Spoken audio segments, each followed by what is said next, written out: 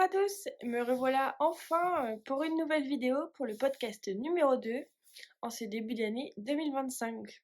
Je vous souhaite donc tout d'abord une très bonne année 2025, qu'elle soit remplie de bonheur, de tricot. Voilà, je vous souhaite tout ce que vous pouvez souhaiter d'avoir en cette nouvelle année.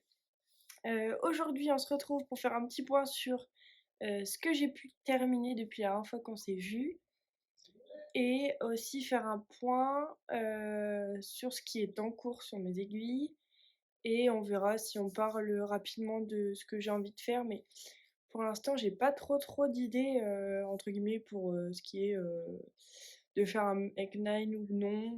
On verra, je sais pas trop. Voilà, on verra au fur et à mesure ce dont on parle.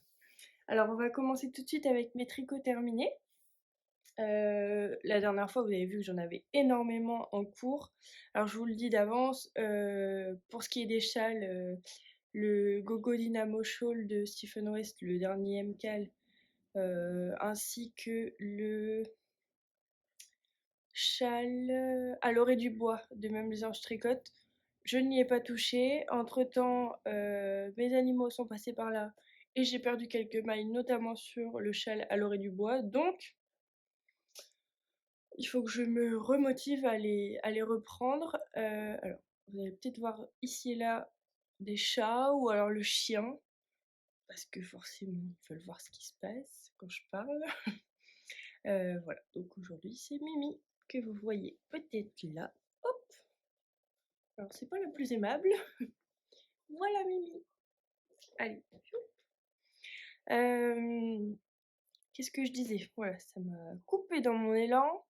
Oui, donc les châles, je n'y ai pas retouché. J'ai perdu des mailles. Il faudrait que je m'y remette pour les finir. Alors juste, en fait, je prévois donc avec ma petite entreprise de faire des salons en cette nouvelle année. Je vous en reparlerai plus amplement quand ce sera, quand je pourrai et que ce sera confirmé. Et donc j'aimerais bien tricoter davantage ma laine, la laine que je teins pour pouvoir aussi la présenter en salon. Je vais avoir notamment ma maman qui va en tricoter un petit peu pour moi.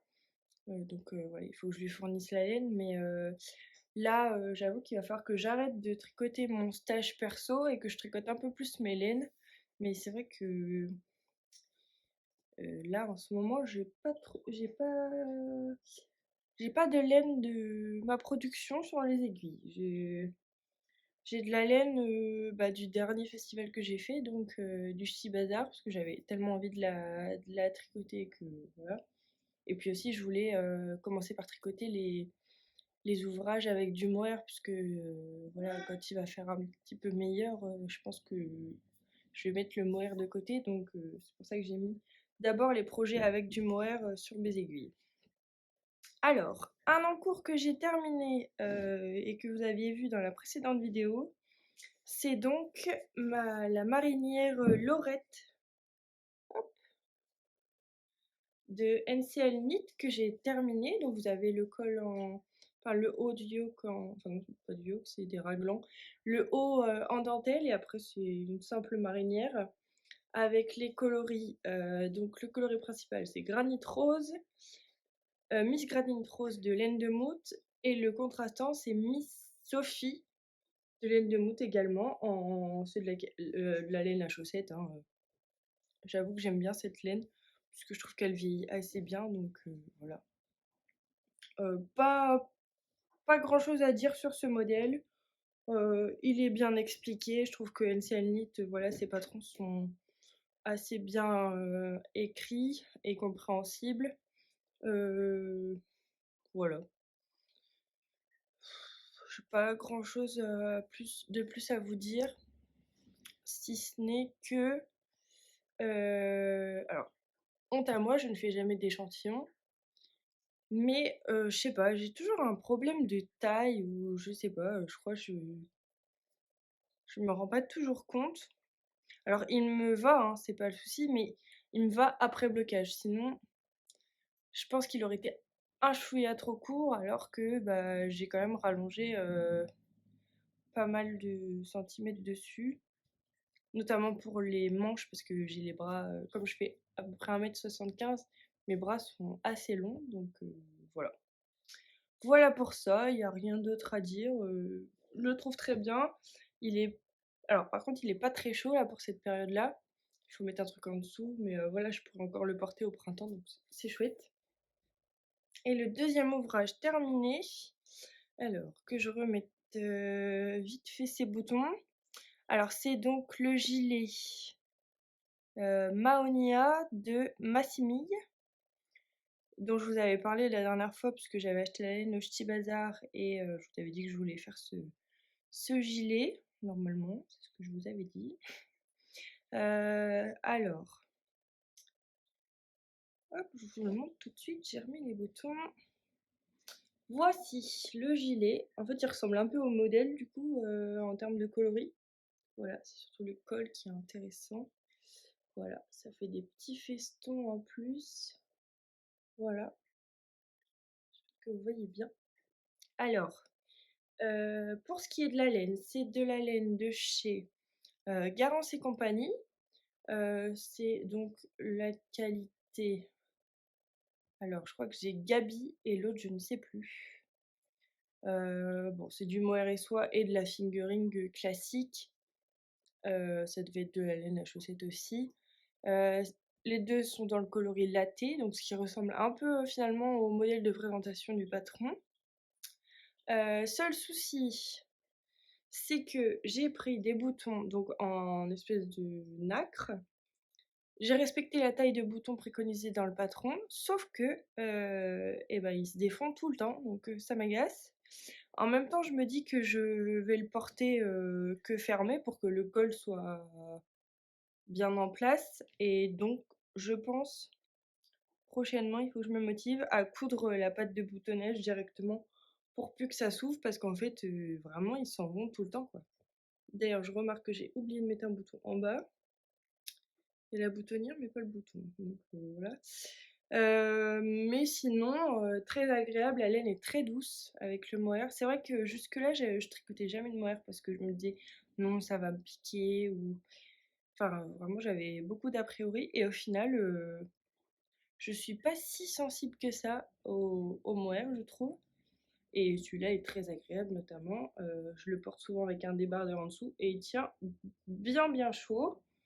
Alors, c'est un gilet qui est court, par contre. Bon, moi, ça me dérange pas plus que ça, parce que je porte majoritairement des pantalons taille haute ou des jeans taille haute. Donc, ça me dérange pas plus que ça, mais c'est vrai que si vous le refaites, n'hésitez pas à la rallonger un peu si ça vous gêne qu'il arrive au-dessus des hanches, quoi. Donc, voilà. Après, c'est peut-être parce que je suis grande aussi, hein. Moi, je me suis arrêtée à la taille qui est inscrite dans le patron, donc voilà. Mais en tout cas, c'est un très beau modèle que j'aime beaucoup, qui fait assez chic, donc c'est ce dont je cherchais comme modèle à tricoter, donc ça me convient parfaitement. Donc voilà pour les objets terminés. Vous vous rappelez, la marinière, j'avais du mal à la terminer, je me suis mis un petit coup de collier pour finir les manches, notamment. Le gilet, finalement, il a été assez vite parce que c'est des plus grosses aiguilles. Et puis, j'avais très envie de le porter pour Noël, donc ça m'a motivée. Parce qu'en fait, on commence par tout le gilet. Donc, le gilet, c'est assez simple. C'est une mère de jersey, finalement. Et après, il y a le col qui était un petit peu sympa à faire. Et le col était très facile à faire en dentelle avec quelques naupes. Mais assez rapide, donc très chouette. Si jamais vous le refaites au blocage, n'hésitez pas à mettre. Moi, c'est ce que j'ai fait. J'ai pris, en fait, j'ai épinglé le tricot comme c'est décrit dans le patron. Et pour le col, j'ai mis une épingle dans chaque feston, en fait, pour bien qu'il soit mis en forme, en fait. Pas que ce soit un bord plus ou moins droit, vraiment pour bien marquer les petits festons. Voilà pour ça. On va enchaîner avec les projets que j'ai commencé récemment. Enfin, en fait, il y en a un que j'ai commencé récemment et un que j'ai repris pas plus tard qu'hier soir. Je vous explique ça tout de suite. Alors, le premier que donc j'ai commencé il y a 3 semaines peut-être, un petit peu avant que je sois en vacances. J'étais en vacances le 19 décembre. Donc voilà, aujourd'hui on est je crois qu'on est le 5 peut-être. Oui, on est le 5 décembre. Demain c'est la reprise. Donc j'ai commencé avec la laine toujours achetée à la dernière édition du Ch'ti Bazar en novembre. Donc c'est le modèle Ingrid Sweater. Donc vous voyez que j'ai fait tout le corps. Là je suis en train de reprendre une manche. Vous voyez ici, j'ai fait la première étape de la manche avec le point ajouré là. Donc le Ingrid Sweater de Petite Knit que j'avais repéré il y a très longtemps, notamment lorsque Lisandro Rodin avait fait le sien en vert, j'avais adoré. Alors j'ai hésité à le refaire en vert, mais étant donné que j'avais déjà un autre tricot en cours vert le même vert, c'est un peu bête de faire deux fois le même, enfin d'avoir deux pulls verts dans ma garde-robe. Donc là c'est le coloris vitaminé en Stellina et en mohair de chez Teinture Lurée. Voilà, donc peut-être que vous voyez un peu qui brille. Je ne sais pas, j'ai pas de retour, donc je ne peux pas vous dire. D'ailleurs, j'espère que je regarde pas trop ailleurs que dans l'objectif. C'est vrai que habituellement, je filmais en face à la caméra, enfin, j'avais directement le retour, et là, je l'ai retourné pour être juste devant les objectifs, et j'ai pas l'habitude. Voilà. Donc, coloris vitaminé en stellina doré et en mohair et soie. C'est de la soie de mûrier d'ailleurs, il me semble. De chez Teinture Lurée. On voit un petit peu la stellina qui est un peu fondue dans le mohair, donc bon, il n'empêche qu'il est très brillant. Je pensais que ce serait moins voyant et finalement c'est quand même bien voyant. Mais ça me dérange pas plus que ça. Vous allez le voir si je le retourne dans le dos, je me suis trompée dans le motif là des losanges. À un moment donné, là, sur cette ligne-là, je me suis trompée. Mais j'ai eu la grosse flemme de démonter, donc bah voilà, ça restera comme ça. Mais devant, j'ai pas fait d'erreur. Voilà. Je trouve qu'il est assez simple quand même à faire. Là, vous avez du poinderie double. Là, c'est ce qu'elle appelle des fausses torsades en fait pour faire ce motif. Là, c'est des côtes 2-2. Et entre deux, vous avez des rangs verts, un rang avec des jetés pour faire le petit point ajouré là. Mais rien de très compliqué, hein, franchement. Finalement, c'est plus la construction qui est un peu particulière. Moi, j'ai pas l'habitude. Je fais souvent soit des yokes, soit des raglans. Mais là, en fait, vous commencez par le dos, vous faites des rangs raccourcis dans le point de redouble, vous descendez, vous faites jusqu'aux côtes, en fait. Ensuite, vous reprenez les épaules ici. Attendez, hop. Vous reprenez les épaules ici, hop, vous refaites des rangs raccourcis avec le point de riz aussi. Voilà pour faire ça.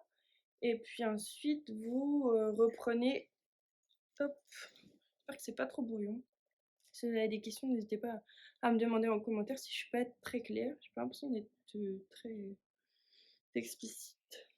Mais en gros, du coup, après, vous reprenez là ici l'encolure. Et puis, hop, vous descendez jusque là aussi aux côtes de 2. Et après les côtes de 2, on rejoint un rond sous les bras. Et on déroule point de redouble, fausse torsade, côte de 2. Et ensuite des côtes 1-1 avec une taille d'aiguille inférieure pour finir le corps. Et j'ai fait un rabat à l'italienne, comme j'aime bien le faire. Moi, ça me dérange pas de le faire. J'aime bien en fait faire ça devant la télé au calme. Enfin bon, en règle générale, je tricote devant la télé donc, ou devant des vidéos, donc voilà, ça me dérange pas. Il y a des fils un peu partout parce qu'elle vous dit à certaines étapes de casser le fil, de reprendre de l'autre côté pour reprendre sur un rang en vert ou en droit, peu importe. Mais donc bon, pas mal de fils à rentrer, ça me gonfle. honnêtement, mais voilà. Donc là, il me reste les manches à faire. Et voilà pour ce pull qui, je pense, va être très chaud aussi. Et souvent, je l'ai comme ça sur la couleur de mon canapé, plié. Et je trouve que ces motifs-là, ce serait très joli aussi sur une couverture. Mais bon, je pense que je ne ferai jamais ça, mais bon, je crois que c'était une bonne idée. Voilà pour ce pull. Et donc, un tricot que j'ai repris donc hier, qui était en stand-by, je vous l'avais dit, parce que je n'avais plus assez de laine. Je l'ai enfin recommandé, reçu, machin, après diverses péripéties. Donc j'ai repris mon gilet, donc, qui n'est pas un pull, je crois que j'ai dit pull, mais c'est un gilet. Le gilet farandole de Marie-Christine Lévesque. Donc vous voyez, je vous rappelais, j'avais fait le corps, il me reste donc les festons à raccrocher ici, et il me manquait une manche. Donc j'ai repris ça hier soir, j'ai déjà fait tout ça, et donc je pense que ça va aller assez vite. C'est en 4,5 en plus, donc franchement c'est rapide. J'utilise des aiguilles, des mini circulaires d'un kit de chez Knit Pro que j'avais eu à mon anniversaire. Donc elles sont interchangeables, donc c'est sympa. Quoique, ce qui me gêne, c'est qu'elles soient pas coudées en fait. Parce que avant que je les ai, j'étais habituée à tricoter avec des mini circulaires de chez Xiaogu qui étaient coudées. Et donc pour les manches, c'était vraiment génial, je trouve. Enfin, ça l'est toujours d'ailleurs. Et là, le fait qu'elles soient droites, je trouve que pour tricoter, c'est pas. En fait, je me retrouve à buter beaucoup comme ça en fait. Bon, après, ça se tricote quand même assez facilement, mais c'est une petite gêne que j'ai par rapport aux aiguilles coudées Xiaogu fixes, qui donc ne sont pas interchangeables. Voilà. Je sais pas d'ailleurs s'il existe des kits d'aiguilles de mini circulaires où les aiguilles sont coudées, j'en ai aucune idée. Mais voilà pour ça, donc il me reste donc à faire la manche, les festons et l'encolure aussi. Parce que je me suis rendu compte dans le patron que j'avais. En fait, l'encolure était présentée avant les manches et moi je passais direct aux manches. Donc, d'ailleurs, je vais vous montrer les boutons que j'ai choisis. Alors, juste 2 petites secondes que je les attrape dans ma petite boîte. Hop. Je les ai eus dans une mercerie qui est à Abbeville, donc dans le nord. C'est pas très très loin de chez moi. Je crois que ça s'appelle Patchoun, la mercerie, ou Pichoun peut-être, je sais plus. Et alors, si j'arrive à ouvrir ça, je peux. Toc, c'est bon. Alors, hop, donc c'est des boutons à queue comme ceci avec le tour doré. Ils sont un peu, l'intérieur est un peu marbré, comme ça, ils sont bombés, vous voyez. Et le tour est un peu torsadé, donc je trouvais que c'était. J'ai mis pas mal de temps à trouver ce que je voulais. Et bon, j'ai demandé l'avis aussi aux vendeuses qui aimaient bien ça aussi. Je sais pas si vous vous rendez bien compte, mais voilà, je trouvais que ça allait bien. On verra quand ce sera fini, que je pourrai les coudre, ce que ça rend, mais voilà pour ceci. Donc ça, c'est mes 2 pulls en cours, enfin pull gilet. Pour les laines, je vous ai pas dit, la fingering laine à chaussette vient de chez Tincture Laine dans le coloris perruche. Et le mohair, c'est le mohair en qualité doucette de chez Wouliette dans le coloris verdé. Voilà, donc mohair de Wouliette très très doux. Enfin, là, les trois ouvrages avec du mohair, ils sont vraiment top quoi. Particulièrement, je trouve aussi celui de chez Garance et compagnie. Vraiment très doux. Je vous le recommande.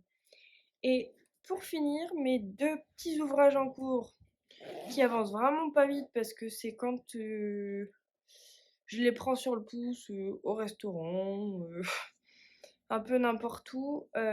C'est des petites chaussettes mais qui n'avancent vraiment pas en ce moment parce que je suis vraiment à fond dans les pulls. Alors j'ai ces petites chaussettes du livre de Charlotte Stone, son livre avec tous les modèles en jacquard là. C'est ma maman qui m'a demandé des chaussettes, avec des petites poulettes. Voilà, vous voyez, j'ai vraiment pas avancé. J'ai juste fait le jacquard et après comme c'est plus très intéressant, enfin je trouve ça moins intéressant et ben c'est en stand-by. De temps en temps je fais une maille en vert, juste sur le dessus du pied et voilà. Donc alors pour le coloris de fond principal bleu, par contre ça c'est Malène, c'est le coloris ciel de Poséidon, qui est un peu nuancé. Je l'avais déjà utilisé sur les chaussettes homard que j'avais fait pour ma belle-mère. Voilà, donc vous l'avez déjà vu. Voilà ce qu'il donne en cake. Il y a pas mal de nuances. Et pour le jaune, le blanc et le rouge des poules, c'est de la laine industrielle de soit de chez Crème Que, soit de chez Drops. Donc voilà. Toujours dans ma petite trousse, des petits points de Véro. Donc Véronique, qui m'avait été offerte à mon anniversaire. Voilà, en velours un peu bordeaux, lit de vin. Voilà pour ça. Et la deuxième chaussette en cours, celle-là je la prends quand je vais promener le chien, parce qu'elle est sur un dévidoir. Je sais pas si on appelle ça un dévidoir, mais d'ailleurs c'est un peu emmêlé là. Hop, il y a longtemps que je l'ai pas sorti parce que comme il pleut, c'est pas trop le moment de sortir ça, mais ah voilà, hop. Voilà. Mon petit support pour pelote avec un motif de fleurs et la petite sangle de chez Création Solognotte. Pour la laine, c'est de la laine du calendrier d'Halloween de chez Woolbags. Alors, le coloris, je ne sais plus. Et il y avait un contrastant avec. Voilà, un contrastant pêche. Et donc, le coloris principal avec du violet, du vert et du orangé aussi. Et du non-teint. Alors, on voit pas trop le motif, vu que la laine est très variée, mais c'est les chaussettes au coin du feu. Je vous remettrai le nom du patron et la créatrice, parce que je ne me rappelle pas. Donc voilà, j'ai passé le talon, je suis que sur le pied. Donc là, les petits motifs ajourés ici, c'est que sur le dessus. Il y avait ce motif-là en plus qui est différent. Voilà, ça avance très très très doucement. Voilà pour mes encours. Bah écoutez, on reparlera de mes envies un petit peu plus tard dans une prochaine vidéo. Le temps que je vous fasse un peu le point sur mon stage, sur ce que j'ai envie de tricoter aussi dans mes laines. Et puis voir aussi les patrons que j'ai déjà dans ma bibliothèque Ravelry et que j'ai envie de tricoter. Je pense notamment au Renaissance Sweater de Eleonore Mortensen peut-être, il me semble.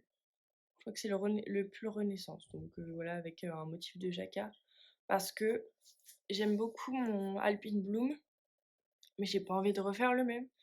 J'ai envie de changer. C'est vrai que je suis pas trop fan de refaire plusieurs fois le même modèle. Sauf exception, ça arrive, hein. J'ai fait 2 fois le Floodlight Tee par exemple, qui est un peu une variante du Roti Tee. Mais je crois que c'est le seul tricot que j'ai fait refait en dos. Et encore, je l'ai un peu modifié, donc voilà. Mais écoutez, j'espère que cette vidéo vous aura plu. Si jamais vous avez des questions à me poser sur mes tricots ou autres, n'hésitez pas à me les mettre en commentaire. Je vous invite aussi à me rejoindre sur mes réseaux sociaux, que je vous mets en barre d'infos, donc sur Instagram, à me suivre sur YouTube. J'ai aussi une page Facebook qui est reliée au compte Instagram. En fait, quand je publie sur l'un, ça se publie sur l'autre. Donc voilà. Et puis je vous dis à très bientôt pour une prochaine vidéo. Bye bye!